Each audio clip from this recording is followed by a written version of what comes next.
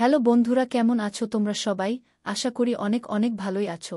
আর তোমাদের ভালোবাসায় আমিও অনেক ভালো আছি, কারণ তোমরা আমাকে যে পরিমাণে ভালোবাসা দিয়েছ এবং সাপোর্ট দিয়েছ তা আমি কোনোদিন ভুলতে পারব না। তাই তোমাদেরকে মজা দেওয়ার জন্য আবারও একটি নতুন গল্প নিয়ে হাজির হলাম, গল্পটি শোনার মতো। আশা করি ভালো লাগবে। শেফালির বিয়ে হয়েছে মাত্র 7 মাস হল। শেফালি বিবিএ পাস করে বের হওয়ার আগেই তার প্রেম হয় তার বর্তমান হাজবেন্ডের সাথে। সেও বেশি দেরি না করে পাস করার সাথে সাথে তার বাবা মাকে জানিয়ে বিয়ে করে ফেলে। ভালোই ছিল সব, কিন্তু ওর হাজবেন্ড জানত না যে শেফালির অনেক চাহিদা ছিল। একটু শেফালির বর্ণনা দেই। মোটামুটি ফর্সা, হাইট বেশি না, 5 ফুট 2 ইঞ্চি এর মতো। যাই হোক, ঢাকার অভিজাত এলাকাতে শিশুর বাড়ি। তার বাড়িতে শ্বশুর শাশুড়ি থাকে। সুরের বয়স 5-0 বছর। সুর আগে বিজনেস করত, এখন আপাতত বাসায় থাকেন। টিভি দেখেন নয়তো বই পড়েন। শাশুড়ি রান্না করেন আর সিরিয়াল দেখে সময় কাটান। এখন নতুন ছেলের বউ শেফালি এসেছে বাড়িতে। বন্ধুরা, আমি শেফালি, বয়স 28। আমার বিয়ের দিনে আমি অনেক খুশি ছিলাম, কারণ আমি আমার পছন্দের মানুষকে বিয়ে করছি। কিন্তু সমস্যা ছিল যে আমি একটু সন্দেহ করতাম যে আমার বয়ফ্রেন্ড মানে এখন যে আমার জামাই, তার চাহিদা ইচ্ছা কম। বিয়ের দিন খেয়াল করলাম ওর বাবা মানে আমার সুর আব্বা আমার দিকে কিভাবে যেন তাকায়। ছবি তোলার সময় সবাই পাশে এসে দাঁড়ায়, ছবি তোলে, কিন্তু ওর বাবা আমার পাশে এসে বসার সময় খেয়াল করলাম উনি অদ্ভুতভাবে আমার দিকে তাকিয়ে আছে।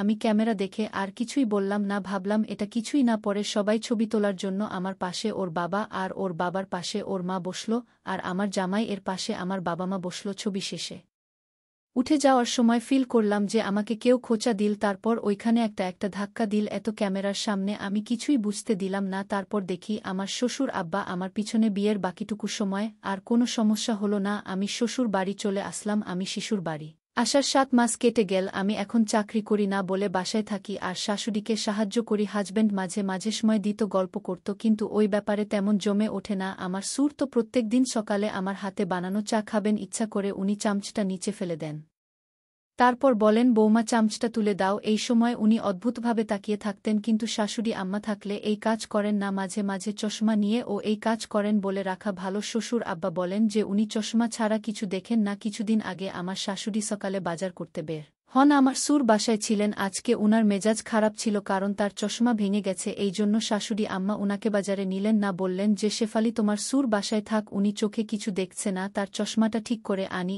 আমি বললাম ঠিক আছে মা, আমি উনাকে দেখে রাখব। যেহেতু শাশুড়ি আম্মা বাইরে গেছেন আর বাসায় আমার জামাই নেই, ওর প্রত্যেকদিন অফিস থাকে, তাই নয় 00টার দিকে বেরিয়ে যায়। আমি দরজার ছিটকানি উঠিয়ে দিলাম। আমার সুর তার রুমে, আমি রান্নাঘরে গেলাম আব্বায়ের জন্য চা বানাতে। চুলা জ্বালিয়ে দিলাম। রান্নাঘরে একটা জানলা আছে, ওইটা দিয়ে গ্যাস বের হবার জন্য আমি ওটাও খুলে দিলাম। পানি গরম হলে আমি চা বানিয়ে দেখি কে যেন চিনির বাসনটা ডাইনিং রুমে রেখে দিয়েছে। নিশ্চয়ই আম্মা এ কাজ করেছে। আমি চেয়ারের সামনে দাঁড়িয়ে একটু ডাইনিং টেবিলের উপর থেকে বাসনটা নিচ্ছি, তখন একটু আজ পেলাম যে কেউ একজন আসছে। ভাবলাম তাড়াতাড়ি বাসনটা নিয়ে নেই। যখন সোজা হয়ে দাঁড়ালাম তখন বুঝলাম কেউ আমার পিছে দাঁড়িয়ে আছে। পিছনে তাকিয়ে দেখি আমার পিছে শিশুর আব্বা দাঁড়িয়ে আছে। সুরের গায়ের রং শ্যামলা, সারা গায়ের চামড়া একটু ঝুলে গেছে, সামান্য ভুঁড়ি আছে। সুর বলে উঠল, খুমর্জিনা আমার শাশুড়ি নাম। আমি বলে উঠলাম বাবা, আমি শেফালি। এই কথা শুনেও না শোনার ভান করলেন। তারপর একটু জোরে করে বললাম, আব্বা আমি শেফালি, আম্মা বাইরে গেছেন আপনার চশমা নিয়ে। ও আচ্ছা, কখন গেল, বাইরে আসবে কখন? বলে গেছে আম্মা নেই আর আমি শেফালি।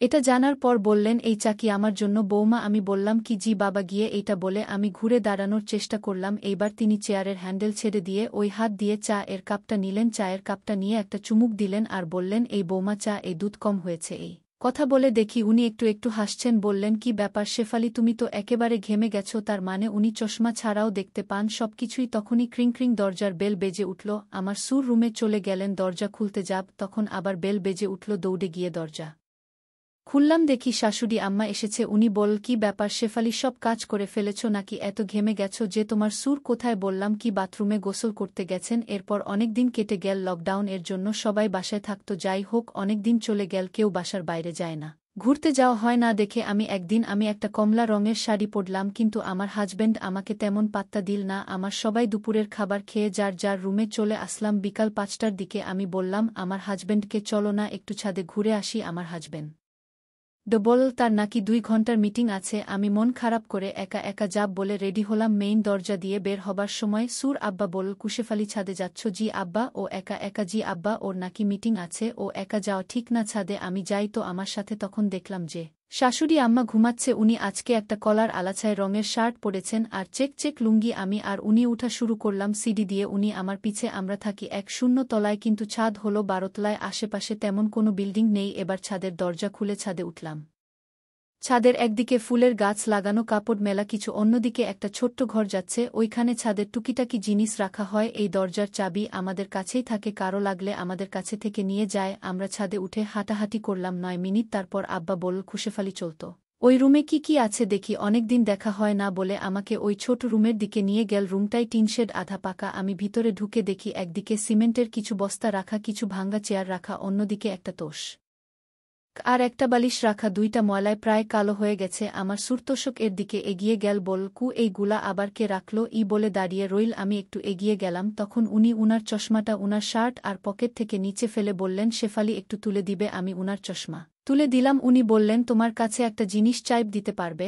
আমি একটু আমতা আমতা করতে লাগলাম, কারণ আমি আসলেই জানতাম না উনি কি চাইতে পারেন। এরপর উনি অদ্ভুত কথা শোনালেন আমাকে। আমি আর দেরি না করে ছাদ থেকে নেমে আসলাম। নেমে দেখি জামাই তখন মিটিং করছে আর শাশুড়ি আম্মা মাত্র উঠলেন। তারপর অনেক দিন ওনার সাথে আমার কথা হলো না, কারণ সবাই বাসায়। আমার জামাই ও দেখলাম আমার দিকে মন নেই, আমি তাই শ্বশুরের সেই দিনের কথা ভাবতে লাগলাম। যাই হোক, একদিন রূপালী আমার বান্ধবী আমাকে ফোন দেয়, হ্যালো শেফালি, কিরে কি খবর, কেমন আছিস? এই তো ভালো, তুই কেমন আছিস? তুই এখন কোথায়? জামাই কেমন আছে? বলে রাখি, রূপালীর জামাই বিদেশে থাকে, কিন্তু ও এখনও দেশেই থাকে। প্রতি 9 মাস পর পর ওর জামাই আসে, কোনো বাচ্চা নেই ওদের। এই তো জামাই এখন বিদেশে, আমি এখন শ্বশুরবাড়ি থাকি। আরও অনেক কথা হলো, পরে আমি জিজ্ঞেস করলাম, আচ্ছা তোর কি স্বামীর সাথে কোনো সমস্যা হয় না? মানে তুই কি বলতে চাচ্ছিস যে আমি স্বামী না থাকলে কি করি? আমি একটু আমতা করে বললাম, হুমকি, শুন তুই কাউকে বলবি না তো? রূপালী বলল, আরেহ না বল তুই। আরে আমার শ্বশুর আছে, উনি আমাদের সবাইকে দেখে রাখেন। বলিস কি কিন্তু? তোর শাশুড়ি? আরেহ ধুর, শাশুড়ি বুঝতেই পারে না। 1-2 সপ্তাহ পর পর বলি যে গ্রামের বাড়িতে কাজ আছে বলে শ্বশুর আর আমি গ্রামের বাড়ি গিয়ে 1 সপ্তাহ থেকে তারপর আবার ঢাকায় ফেরত আসি। আরেহ বাহ, কোনরে তোর সুর কি তোমাদের দেখভাল করে না? আমি রূপালীকে সব বললাম। ও সব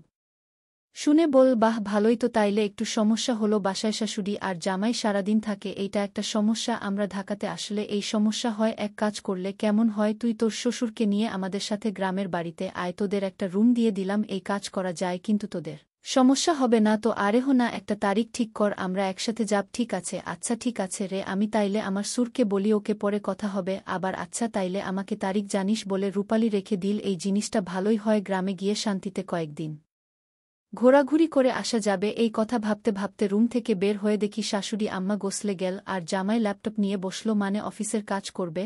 আমি লিভিং রুমে গিয়ে দেখি শিশু টিভি দেখছে। আম্মার আসতে প্রায় আধা ঘন্টা লাগবে, তাই কথাটা এখনই আব্বাকে বলতে হবে। আব্বাকে বললাম, হুয়া আব্বা। উনি চমকে উঠে বলল, শেফালি তোমার শাশুড়ি কি করে? আম্মা তো গোসলে গেলেন। আব্বা জিজ্ঞেস করল, কিছু বলবে শেফালি? আমি বললাম, আব্বা আমরা তো অনেক দিন হয় কোথাও ঘুরতে যাওয়া হয় না, তাই বলছিলাম কি গ্রাম এগিয়ে ঘুরে আসলে কেমন হয়। গ্রামে আমার গ্রাম এত তেমন কোনো বাড়ি নেই যে তোমাকে নিয়ে যাব। আমার বান্ধবী রূপালীর বাড়ি গ্রামে, আমরা গেলে সমস্যা হবে না তো? না আব্বা, ওর জামাই তো বিদেশ থাকে। বাহ তাইলে তো ভালোই, তাইলে চল সামনের সপ্তাহে যাই। কুকে আব্বা? তাইলে আমি রূপালীকে জানিয়ে দিলাম যে আমরা যাব। এই কথা শেষ হওয়ার সাথে সাথে আম্মা রুমে আসলো। আমি ফোন দেওয়ার জন্য বারান্দায় গেলাম। হ্যালো রূপালী, হুম বল, আমরা সামনের সপ্তাহে যাব তোদের সাথে। সত্যি? ওকে তাইলে এখন রাখি, তুই টিকিট কেটে রাখিস। বলে একটু মুচকি হাসলাম যে সামনে অনেক ঘোরাঘুরি আর আনন্দ হবে। আব্বা সবাইকে বলল যে পরশু 1 সপ্তাহের জন্য উনি গ্রামে যাবে জমি দেখতে, ডাইনিং টেবিল। এ কথাটা বলল আব্বা। জামাই আর শাশুড়ি আম্মা জিজ্ঞেস করল, না কেন জমি কিনবেন? আম্মা জানিয়ে দিল যে উনি যেতে পারবে না, কারণ আমার জামাই মানে তার ছেলের মিটিং আছে। কিন্তু আমার ব্যাপারে কেউ কিছু বলল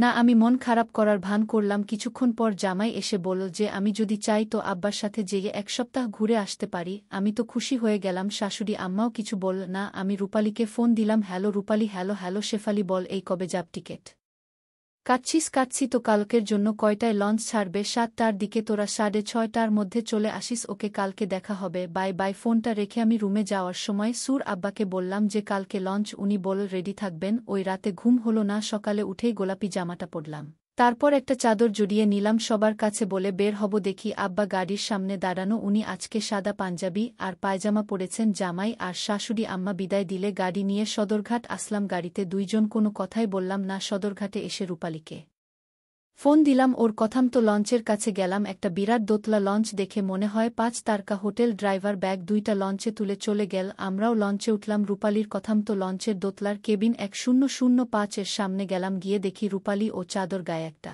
বুড়ো লোকের সাথে দাঁড়িয়ে আছে ২ বান্ধবী তাদের শ্বশুরকে নিয়ে গ্রামের বাড়িতে গিয়ে কী হল পরের পর্বে তোমাদের বলবো বন্ধুরা আজকের মতো এখানেই শেষ করলাম দেখা হবে পরের ভিডিওতে সবাই ভালো থাকুন।